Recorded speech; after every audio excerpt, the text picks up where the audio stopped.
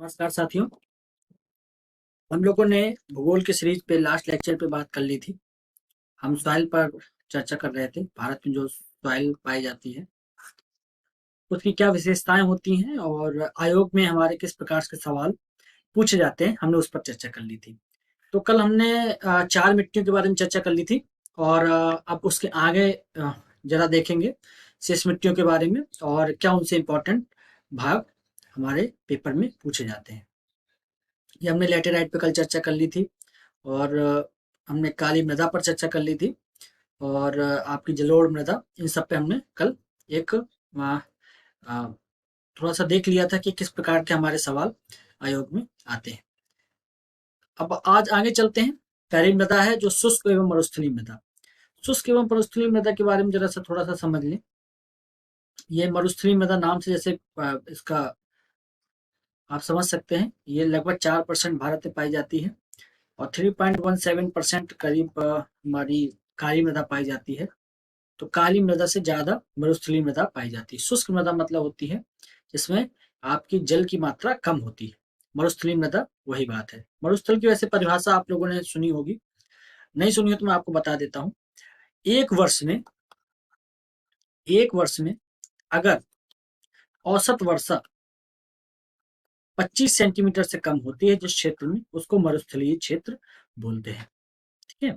तो आगे इस मिट्टी के बारे में थोड़ा समझ लेते हैं, कहाँ पाई जाती है और उसकी क्या विशेषताएं होती हैं। इन मृदाओं का रंग लाल से लेकर भूरा तक हो सकता है। यह संरचना में बलुई या प्रकृति में लवणीय होती है। ठीक है ना, थोड़ा नमकीन टाइप की आप समझ सकते हैं इसको। यह मृदा राजस्थान राजस्थान में आप जानते हैं वो तो मरुस्थल ही है, थार का मरुस्थल। इसके निकटवर्ती दक्षिण पश्चिमी पंजाब, दक्षिण पश्चिमी हरियाणा के शुष्क क्षेत्रों में पाई जाती है और इसमें नाइट्रोजन और ह्यूमस की कमी होती है या जीवांश की कमी होती है। ह्यूमस मतलब जीवांश हो गया। मैं आपको बता रहा था ह्यूमस, नाइट्रोजन और जीवांश लगभग किसी मृदा में नहीं मिलता, जबकि फास्फेट और जो हमारा लवण है, जो थोड़ा नमकीन खारापन है, वो इसमें मिल जाता है। इस मृदा के आधार पर कंकड़ की परत पाई जाती है और परिणामतः क्या होता है, सिंचाई की सुविधा होने पर इसमें ज्वार बाजरा जैसे मोटे अनाज और सरसों की खेती की जा सकती है।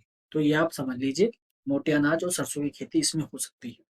कंकड़ की परत पाई जाती है मृदा के आधार पर। कंकड़ का मतलब कैल्शियम, कैल्शियम पाया जाता है इसमें। आगे बढ़ते हैं।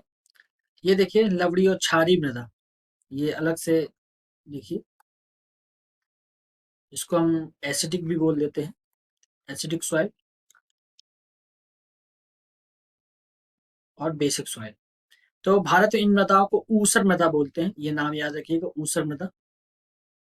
इनमें नाइट्रोजन की कमी होती है, जो मैंने आपको बताया ये याद रखिएगा, नाइट्रोजन इनमें नहीं पाया जाता है।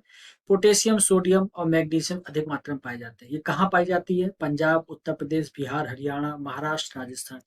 यहाँ पर क्यों? यहाँ पर सिंचाई की सुविधा बहुत है। अधिक सिंचाई होने की वजह से इस मृदाओं का निर्माण हुआ है। और साथ में यहाँ देख लीजिए, शुष्क जलवायु वाली दशाओं में अत्यधिक सिंचाई के कारण गहन कृषि क्षेत्रों में, गहन कृषि क्षेत्र का मतलब मैंने आपको वहां पर तो एक ओवरव्यू में समझा दिया था आपको कल। गहन कृषि का मतलब होता है पर हेक्टेयर में कितनी फसल आपकी बोई जा रही है, कितनी उत्पादकता है वहां पर, उसको गहन कृषि क्षेत्र कहते हैं।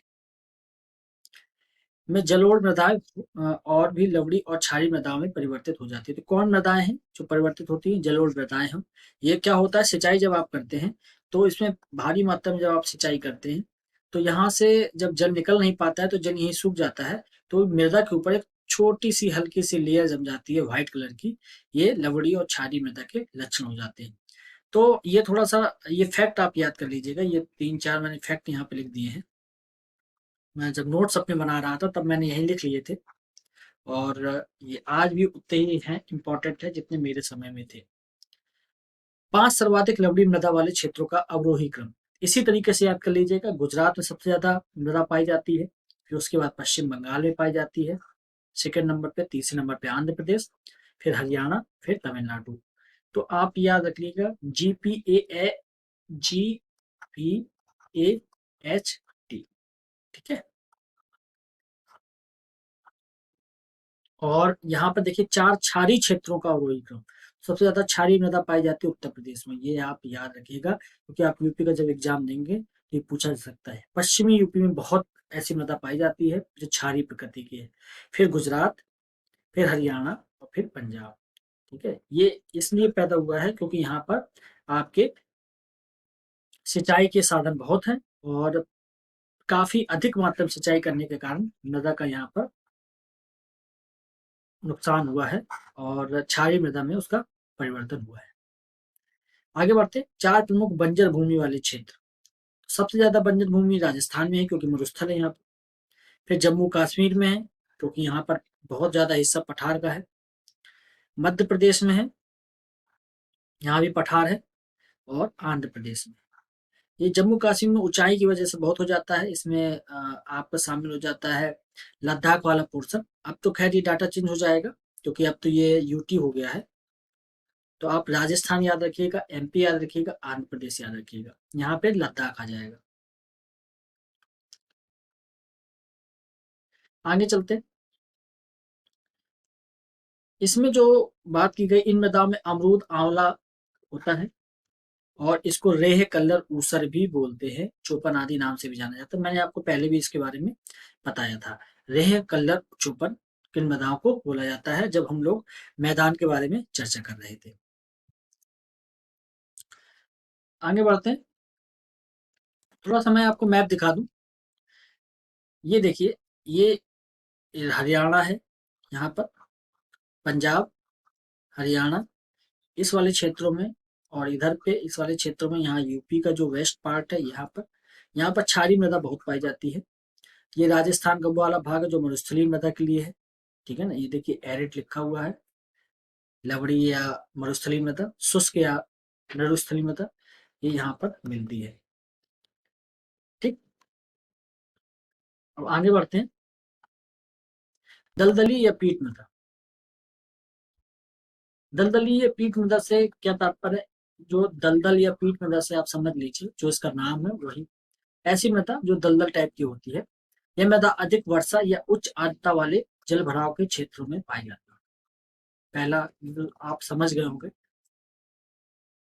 इस मिट्टी में जैविक पदार्थ मृदा के कुल संगठन का लगभग 40 से 50% तक हो सकता है। क्या बात है कि यहाँ पे अपवाह तंत्र क्या होता है, कहीं पानी इकट्ठा हो रहा है, जैसे आपने तालाब देखा होगा, तालाब थोड़ा सा सूख जाए लेकिन वो मिट्टी उसकी दलदली रहती है, तो उस टाइप की मृदा की ये बात हो रही है। अब मृदा, जैसे अब वहां पे जो मछली वगैरह पाई जाती रही है तो वहीं पर उनके अवशेष यहाँ पर इकट्ठा हो जाते रहते हैं। ठीक है, तो इस प्रकार से यहाँ पे जैविक पदार्थ ठीक ठाक मात्रा में आपको जीवांश के रूप में मिल सकता है। यह मृदाएं सामान्यतः गहरे रंग की और अम्लीय होती हैं। ठीक है, यहाँ ये एसिडिक रूप में आपको मिलेंगे, एसिड फॉर्म में होंगे, थोड़ा थोड़ा नमकीन टाइप की। इनका विस्तार बिहार के उत्तरी भाग, अरुणाचल के दक्षिणी भाग, उत्तरी भाग, बिहार के उत्तरी भाग में क्यों? क्योंकि वहां पे बहुत बरसात होती है। आपने कोसी का नाम सुना होगा, सब ये उत्तरी भाग में ही है। अरुणाचल के दक्षिणी भाग, यहाँ बहुत बरसात होती है। और पश्चिम बंगाल के तटीय क्षेत्रों में यहाँ पे पर्याप्त वर्षा होती है। आपने वो सुंदरवन का नाम सुना होगा, दलदली क्षेत्र जो है वो यहाँ पर आपको देखने को मिलेगा। हमने ये बात समझ ली, अब आगे बढ़ते हैं मिट्टी से संबंधित चीजों को देखेंगे। अब जो अगली मृदा है वो पर्वतीय मृदा है, इसको जरा देख लेते हैं। पर्वतीय मृदा ये पर्वतों में मिलती है, पहला आपको फैक्ट याद रहे। और पर्वत में क्या होता है, जैसे ये पर्वत है, अब बरसात हुई तो यहाँ से मृदा का कटाव होगा और ये मृदा नीचे इकट्ठी हो जाती है। ठीक है, नीचे जो मृदा होती है वो जलोढ़ टाइप की होती है, यहाँ बहुत घने पेड़ मिलेंगे। फिर ऊपर पेड़ों की संख्या थोड़ा कम घनी हो जाएगी, फिर और कम घनी हो जाएगी, फिर यहाँ पर केवल आपको शैवाल टाइप के मिलेंगे, लाइकेन टाइप के मिलेंगे। और ऊपर बर्फ के क्षेत्र हो जाते हैं तो यहाँ पे किसी भी प्रकार की जो पौधे हैं वो नहीं मिलेंगे। ये बारह मास बर्फ से ढके हुए क्षेत्र होते हैं। वही चीज है इसमें, पोटास, चूना, फास्फोरस का अभाव रहता है जबकि जीवाशेष पाए जाते हैं। ये इस वाली मृदा की बात हो रही है या इधर वाले भाग की बात हो रही है, क्योंकि यहाँ के पेड़ पौधे यहाँ पर पर्वतों में मिलते हैं। तो यहाँ पर वो जब उनकी शाखाएं टूटती हैं या पत्तियां गलती हैं तो उनके जीवाशेष के रूप में वो यहाँ एकत्रित हो जाते हैं। यहाँ ऊंचाई के परिवर्तन के साथ मिट्टी की संरचना में भी परिवर्तन होता है, मैंने अभी आपको बताया। ये दोमट तक भी हो सकती है, दोमट मृदा ये, क्योंकि दोमट मृदा बहाकर लाई गई, यहाँ से नदियां आती हैं तो यहाँ पर भी वो निक्षेप कर दी जाती है, तो दोमट मृदा भी हो सकती है। यह मृदाएं हिमालयी क्षेत्र में पाई जाती है। तो हिमालय एक्चुअली बड़ा क्षेत्र है और वहां से नदियां बहुत बड़ी मात्रा में निकलती हैं और बहुत बरसात का क्षेत्र होता है, वहां वर्षा लगातार होती है कई क्षेत्रों में। और ऐसे पश्चिमी घाट तरफ भी इस प्रकार की मृदा अपने को देखने को मिलेगी।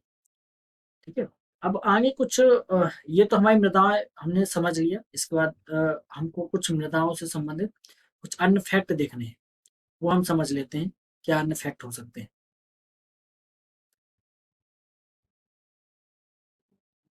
जो ये कुछ फैक्ट हैं, ये मैंने अपने लिखे थे। ये भी पेपर में पूछा जाता है, कभी कभार आ जाता है। देखिए, किसी भी पौधे के विकास के लिए, किसी भी पौधे को विकास करने के लिए क्या चाहिए? वो तो एक तो फोटोसिंथेसिस करता है, प्रकाश संश्लेषण की क्रिया करता है, तो उसमें उसको कार्बन चाहिए, ऑक्सीजन चाहिए और जल चाहिए। तो जल H2O और कार्बन डाइऑक्साइड CO। तो इसको कार्बन, ऑक्सीजन और जल की पर्याप्त मात्रा इसको चाहिए। इसके अतिरिक्त अगर वो बहुत सारी चीजें उसको चाहिए होती हैं उसके विकास के लिए, जैसे एक व्यक्ति को विकास के लिए कई प्रकार से प्रोटीन की आवश्यकता होती है, ऐसे पेड़ को भी कई चीजों की आवश्यकता होती है। तो सूक्ष्म पोषक तत्व उसको चाहिए होते हैं।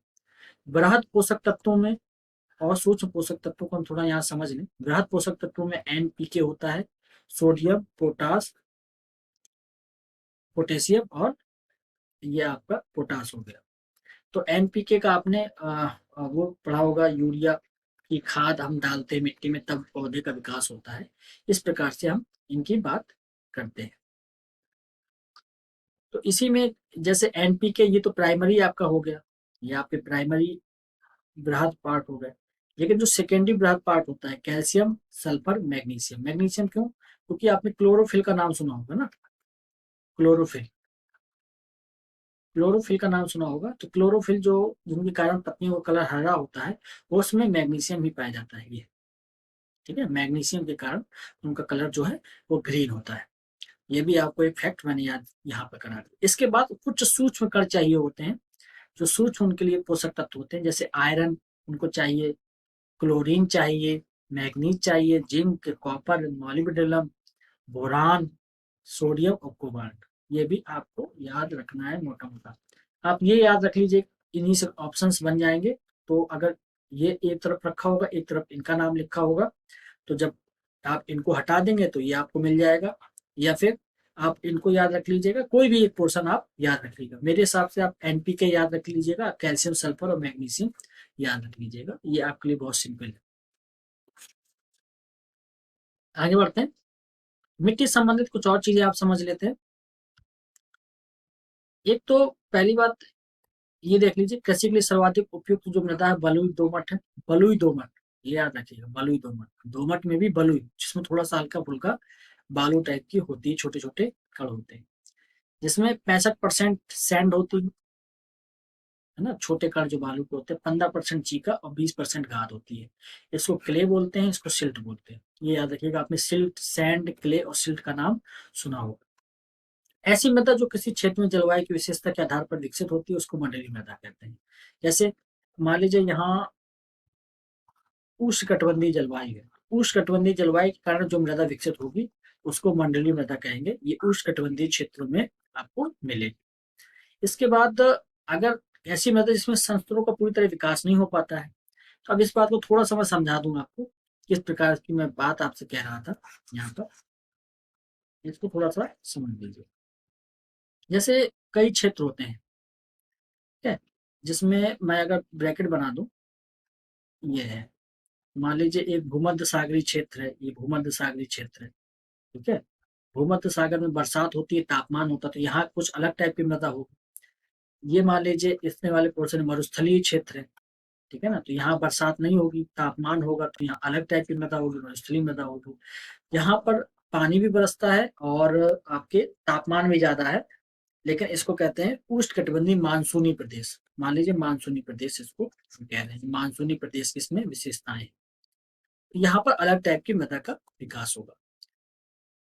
तो क्या होता है कि मृदा का विकास का संबंध सीधा होता है चट्टान से। ठीक है, किसी भी मृदा को विकास करना होता है तो मृदा में कई तत्व होते हैं। मृदा का विकास इस तरीके से होता है, अगर हम किसी, मान लीजिए किसी पोर्शन को काटें तो सबसे पहले उसकी ऊपरी परत होगी, ठीक है ना, फिर उसके बाद उसकी यहाँ तक मृदा होगी, फिर मृदा के बाद फिर दूसरा पोर्शन होगा, फिर तीसरा पोर्शन होगा, फिर उसकी एक जो मात्र चट्टान होगी, पित्त चट्टान होगी, वो यहाँ पर होगी। इसी चट्टान में जब समय समय पर कई प्रकार की क्रियाएं हुई तो ये वाली चट्टानें बनी, फिर इन पर कई प्रकार की प्रक्रियाएं हुई तो इतनी छोटी, फिर उसके बाद धीरे धीरे मृदा का विकास होता है। करीब 1000 साल में 1 सेंटीमीटर मृदा का विकास होता है, ये आप समझ लीजिए। इसमें कई प्रकार की चीजें जुड़ी रहती हैं, मौसम का प्रभाव, जीवाश्म का प्रभाव और नदियों द्वारा कटान का प्रभाव, बहुत सारी चीजें इसमें मृदा के विकास के लिए आवश्यक होती हैं। तो जो इधर से लेकर इधर तक अगर मिट्टी की विशेषता पाई जाती है तो इसको हम कहते हैं मंडलीय मृदा, ठीक है ना, ये किसी एक विशेष मंडल में आपको मिलेगी। जैसे उष्णकटिबंधीय मंडल में अगर वहां की सारी मृदा की खास बात होती है तो ये आपकी उष्णकटिबंधीय मृदा होगी और ये मंडलीय मृदा कहलाएगी, ठीक है। लेकिन कहीं कहीं पर देखते हैं कि जैसे अब नदियों द्वारा, मान लीजिए इधर चट्टान पर कोई हिमालय की चट्टान पर कोई मृदा विकसित हो रही है, लेकिन गंगा नदी ने उसको काट दिया तो इधर पे उसका पूर्ण विकास हो नहीं पाया और ऊपर की जो परत लेकर वो मैदानों में आ गई, मैदानों में उस परत को उसने त्याग दिया। तो इधर पे भी उस मृदा का जो पित्त चट्टान है वो तो यहीं रह गई। तो इस प्रकार की जो मृदा होती है वो अमंडलीय मृदा होती है, इसमें संस्तरों का विकास पूरा नहीं होता है, ठीक है ना। संस्तरों का विकास कहने का मतलब है संस्तर एक ये हो गया, ये दो हो गया, ये तीन हो गया, ये चार हो गया, इस प्रकार से संस्तरों का विकास पूरा नहीं होता। अभी हम मृदा कैसे बनती है और कैसे उन चीजों को समझा जाता है उसको भी हम समझेंगे एक बार पूरी तरीके से। यहाँ पर अभी हम भारत की मृदाओं के बारे में चर्चा करना है। यहाँ पर आप एक बार समझ लेंगे तो उधर पे आपको बड़ा आसान लगेगा जब मैं पूरी तरीके से आपको समझाने का प्रयास करूंगा, ठीक है। तो अब आगे चलते हैं। अच्छा, एक लाइन ये रह गई है, जिसका विकास पित्त चट्टान पर निर्भर होता है उसे अंतरामंडलीय मृदा कहते हैं। पित्त चट्टान पर निर्भर कैसे, जैसे अंतरामंडलीय काली मृदा, काली मृदा का विकास कहाँ हुआ है, आप देखेंगे दक्षिण का जो ट्रैप है, दक्कन ट्रैप, दक्षिण का जो पठार है उधर पे लावा का बहाव हुआ था, तो लावा पर ही जब बहुत सारी प्रक्रियाएं हुई, वातावरण का प्रभाव हुआ तो काली मृदा का विकास हो गया। तो मतलब इसकी जो पित्त चट्टान कौन सी है, वो बसाल्ट हुई, क्योंकि लावा बसाल्ट चट्टानों वाला लावा था यहाँ पर, तो बसाल्ट चट्टान पर काली मृदा का विकास हुआ। तो इसको कहते हैं अंतरामंडलीय, इंट्राजोनल, मतलब एक बड़े से मंडल के अंदर उसकी खुद की अपनी एक विशेषताएं है, ठीक है। एक बड़े से मंडल में अगर किसी मृदा का विकास होता है उसको मंडलीय मृदा कहते हैं, ठीक है ना। जब किसी पूरे ये पूरी जो ये पूरा मंडल है आपका, इसमें आप ऐसे काटेंगे, ऐसे अनुप्रस्थ काट काटेंगे ना, सभी जगह आपको सेम विशेषताएं मिलेंगी, ऐसे चट्टान पर, इस क्रम पर। ये आपको गहराई में काटने की मैं बात कर रहा हूँ इस तरीके से।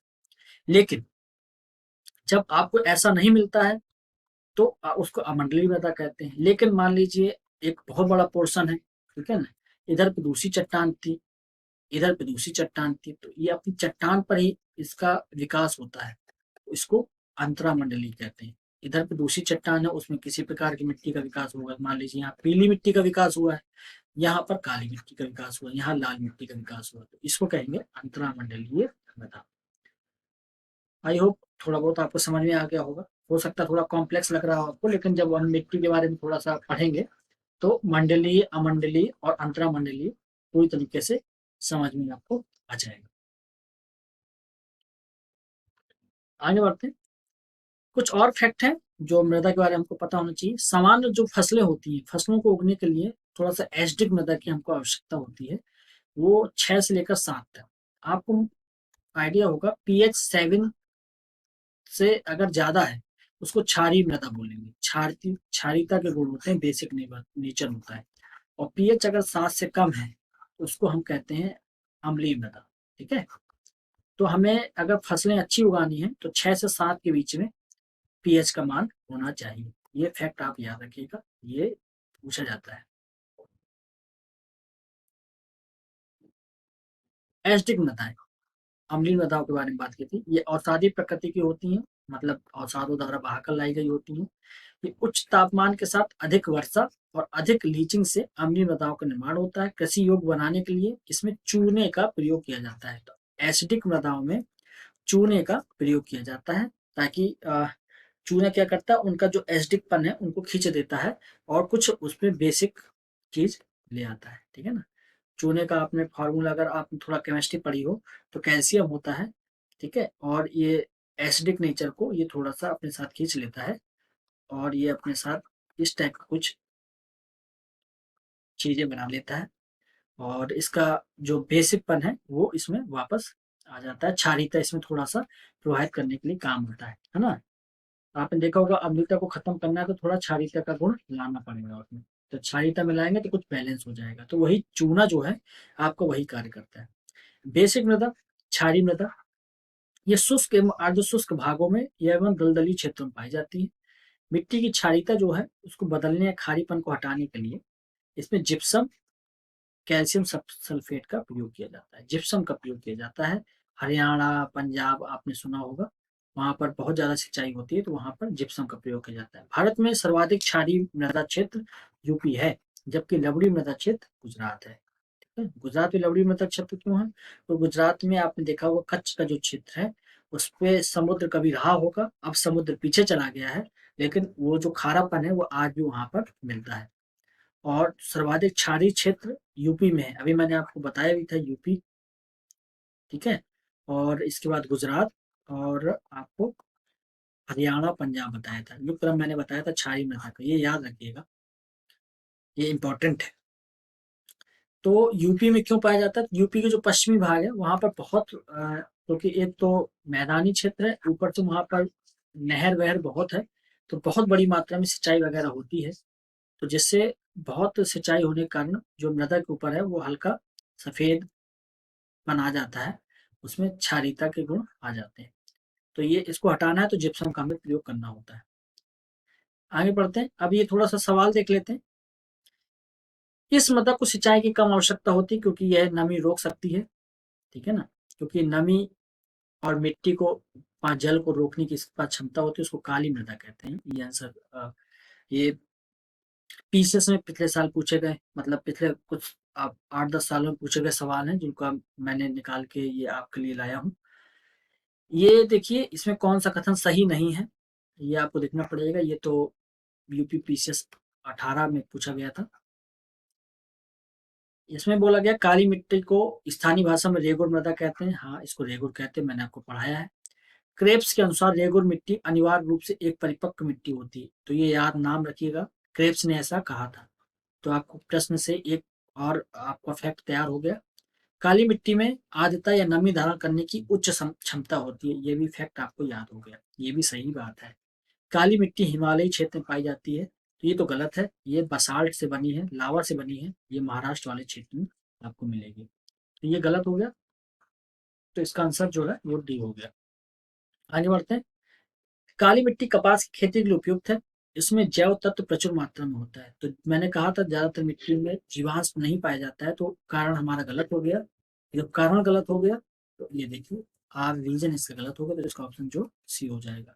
काली मिट्टी में कपास बहुत होता है, महाराष्ट्र में कपास बहुत होता है, इसलिए आपने देखा होगा सूरत, महाराष्ट्र, यहाँ पर बहुत सारी मिलें हैं सूती कपड़ों की।